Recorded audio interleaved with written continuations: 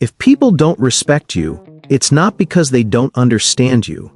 It's because you trained them not to. That hurts, I know, but stay with me. If you constantly explain yourself, if you overgive, if you tolerate small disrespect to keep the peace, if you laugh when someone crosses a line, this harsh psychology fact is going to hurt. You are teaching people how to treat you. Most people think respect is earned by being nice, by being helpful, by being available, by being patient, but in reality, respect is earned by what you tolerate. And the uncomfortable truth is this: the version of you that tries the hardest to be liked is usually the least respected. Let that sink in. Psychologists call this behavioral reinforcement. And once you understand it, you'll see why you act the way you do. Your relationships, your habits, even your confidence, all of it is influenced by this one psychological pattern. Here's how it works. When someone disrespects you slightly, interrupts you, cancels plans last minute, makes a subtle joke at your expense, and you say nothing, your brain thinks conflict avoided. Good. Their brain thinks that behavior is acceptable. That's reinforcement. You reward bad behavior with silence. And the scary part? It doesn't happen once.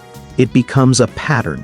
At work, in friendships, in dating, even in family dynamics. And slowly something dangerous happens.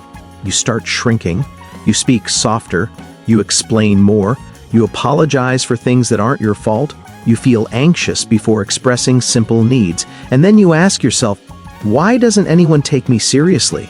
This is why, not because you're weak, but because you've been conditioned to confuse peace with respect. And those two are not the same. But here's where it gets even worse.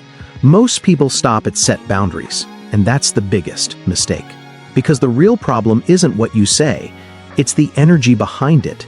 Psychology says people don't disrespect you because they're powerful. They disrespect you because they sense you won't respond. Here's the painful part. Your brain chooses comfort over dignity every single time unless you consciously override it. It would rather avoid tension than protect your self-worth. Why? Because your nervous system is wired for safety, and to your brain, conflict feels like danger. So it tells you, stay quiet, don't make it awkward.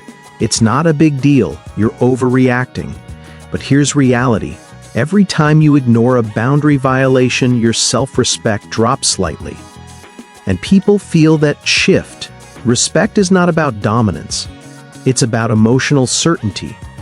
But here's the part nobody wants to admit. Sometimes you don't set boundaries because you're afraid people will leave. And this next part explains why your life hasn't changed yet. This happens because your brain is addicted to approval.